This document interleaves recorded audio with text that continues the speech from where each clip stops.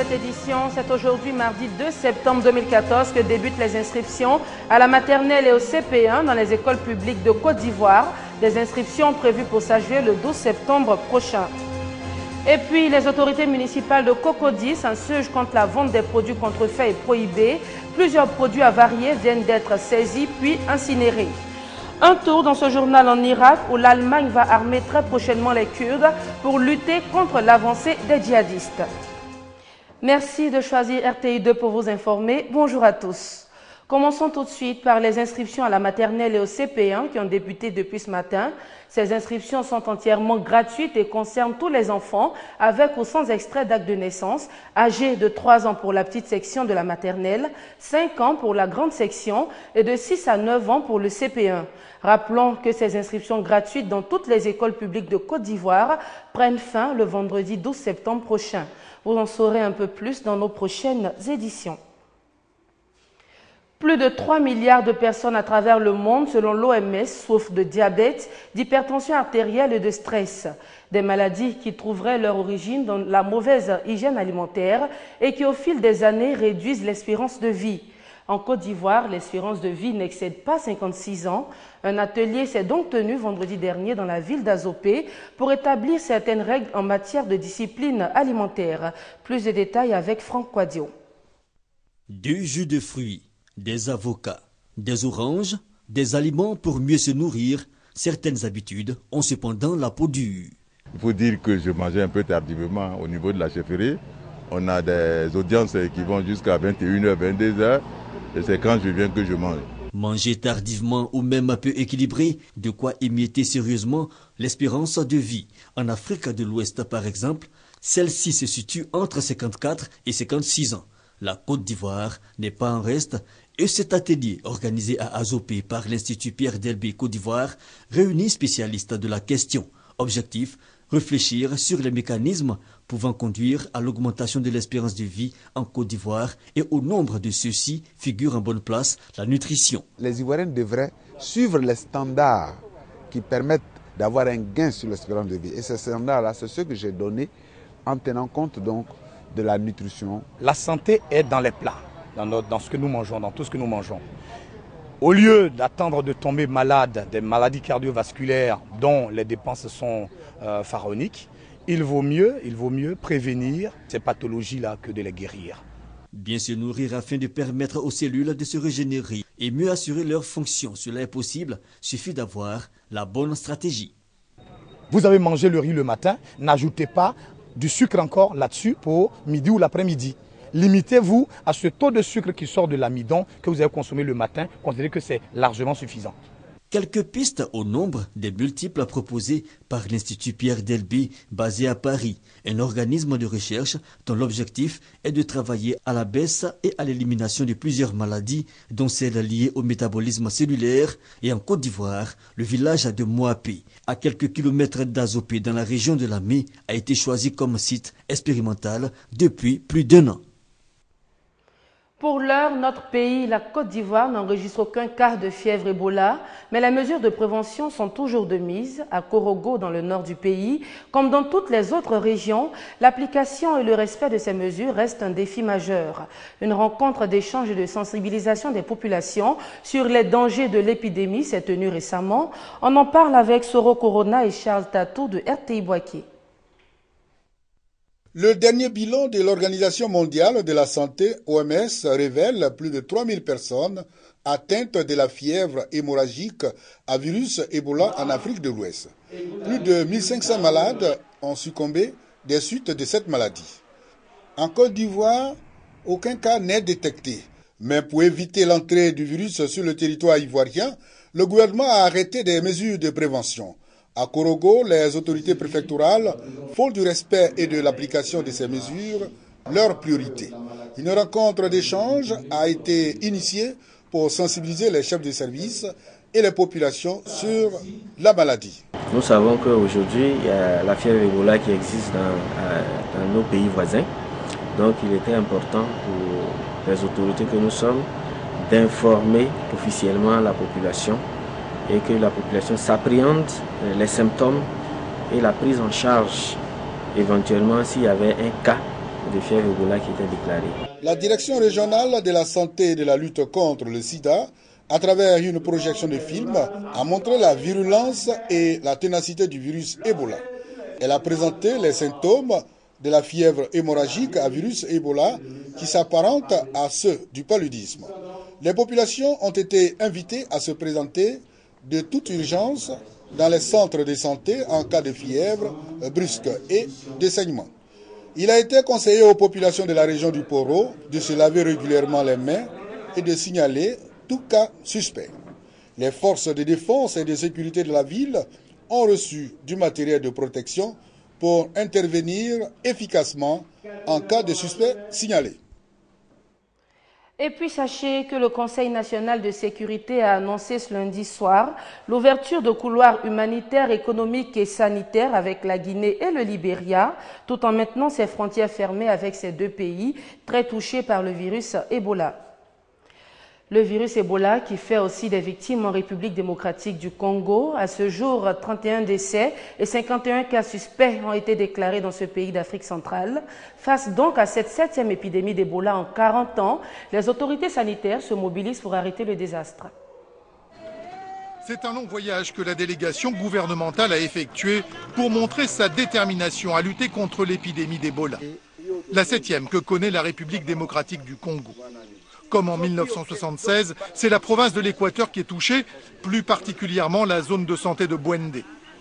Médicaments, matériel de protection, paroles réconfortantes et nouvelles pratiques sont indispensables pour enrayer l'épidémie. Première cible, l'hôpital. Nous allons donner le matériel de protection à tous ces personnels-là. Une fois que nous avons rompu la chaîne de transmission à l'hôpital, nous avons rompu la chaîne de transmission dans la communauté, en sensibilisant la population. En principe, le virus ne va plus circuler et ça s'arrête là. 42 cas de fièvre hémorragique ont été détectés. À cela s'ajoutent 13 décès, dont 5 agents de santé. Les mesures pour contenir le virus coûtent cher, 4,5 millions de dollars selon les autorités qui en appellent à l'aide internationale. Mais la note peut être plus élevée en cas de quarantaine massive. C'est une population qui est déjà enclavée, donc nous aurons besoin d'un apport supplémentaire alimentaire pour cette population. Environ 50 000 habitants, mais ce sera plus si nous étendons le périmètre de quarantaine. L'alerte est sérieuse, mais pour l'instant cantonnée dans une zone restreinte. Les cas suspects traités à Kinshasa et dans le Katanga se sont révélés négatifs. Changeons de registre et parlons cette fois de cohésion sociale et développement durable. Comment faire de l'intégration des peuples une réalité en Côte d'Ivoire? La question a fait l'objet d'échanges entre les membres du mouvement africain pour l'intégration en Côte d'Ivoire. Le point de ces échanges avec nos reporters Salimatou Dia et Léon Bro. L'intégration des peuples, un tremplin pour la cohésion sociale et la paix, c'est le thème d'une conférence qui a réuni récemment Ivoiriens, Burkinabés et Sénégalais. Par cette initiative, l'organisation non gouvernementale Maïsi, Mouvement africain pour l'intégration en Côte d'Ivoire, entend créer un pont de sympathie et d'amitié entre les peuples africains. Nous savons qu'avec l'intégration, la paix est possible. En Côte d'Ivoire, on peut dire à presque tous les peuples et nous vivons en parfaite harmonie, même s'il y a eu quelques moments de difficultés. Mais aujourd'hui, nous retrouvons quand même le sourire parce que nous avons à nous entendre et nous sommes prêts pour vivre ensemble. Avec l'intégration des peuples, la paix est possible. Et nous voulons aller à la paix, puisque nous parlons d'un pays émergent, mais il faut qu'on ait à l'émergence en acceptant vraiment l'intégration des peuples. Selon le directeur du BIPIA, le Bureau ivoirien pour la promotion de l'intégration africaine, l'intégration des peuples est un impératif qui va au-delà des frontières. L'intégration n'est pas un choix, l'intégration est un impératif catégorique. L'intégration est quelque chose qui s'impose à l'Afrique, qui s'impose au monde. L'intégration africaine, c'est la communalisation de nos potentialités en vue de réaliser un destin commun. Un destin commun de développement, d'émergence partagée.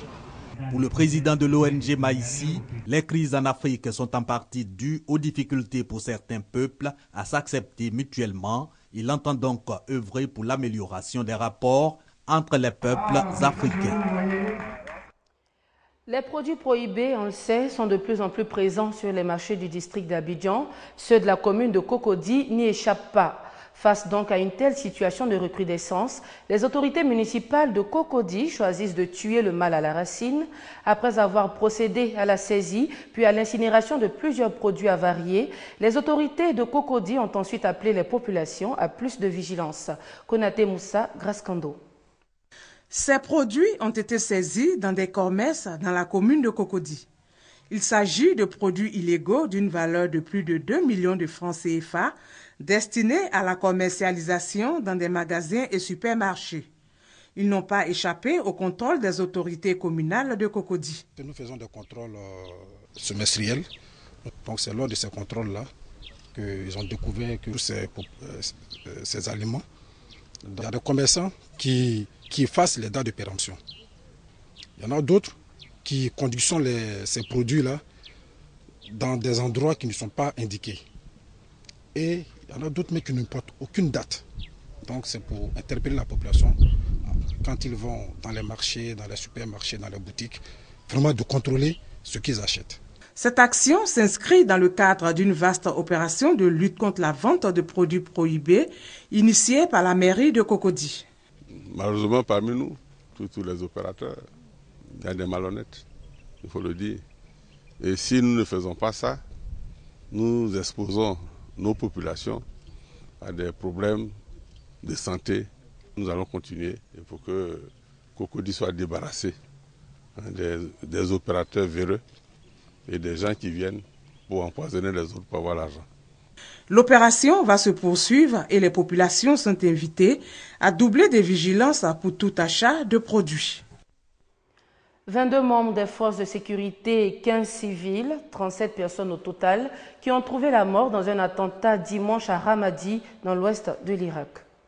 Attentat suicide en Irak, au moins 37 personnes ont été tuées dimanche à Ramadi dans l'ouest, lorsqu'un kamikaze au volant d'un véhicule militaire bourré d'explosifs a foncé dans un immeuble en construction. Parmi les victimes, 15 civils. Ramadi est une ville à majorité sunnite, frontalière de la Syrie, en partie aux mains d'insurgés. Et terminons ce journal toujours en Irak où le gouvernement allemand a décidé d'armer les combattants kurdes afin de stopper l'avancée de l'État islamique en Irak. Plus de 1400 morts en un mois en Irak, des chiffres qui président à cette réunion de l'ONU à Genève. Le Conseil des droits de l'homme doit trancher sur l'envoi d'une mission pour enquêter sur les atrocités commises par les djihadistes de l'État islamique, une demande de Bagdad. L'État islamique n'est pas un phénomène irakien. C'est une organisation qui dépasse les frontières et qui présente un danger imminent pour tous les pays du monde. Elle ne respecte aucun principe des droits humains, aucune loi internationale. La crise humanitaire a poussé plusieurs États occidentaux à s'impliquer. Seuls les États-Unis interviennent militairement, les autres envoient des vivres ou des armes. Ce sera bientôt le cas de l'Allemagne, qui va équiper 4000 combattants kurdes. Une annonce qui secoue la classe politique de ce pays. L'Allemagne n'avait jamais pris une telle décision depuis la fin de la Seconde Guerre mondiale. Nous enverrons des équipements militaires, des armes et des munitions aux Peshmerga. Nous coordonnons soigneusement toutes ces mesures avec nos partenaires afin que l'Allemagne ne se retrouve pas seule sur cette voie. La décision de l'Allemagne intervient alors que les djihadistes cèdent du terrain. Dimanche, l'armée irakienne est entrée dans Amerli, assiégée depuis 2 mois. Un combat gagné grâce aux Peshmerga, aux miliciens chiites et au soutien aérien américain.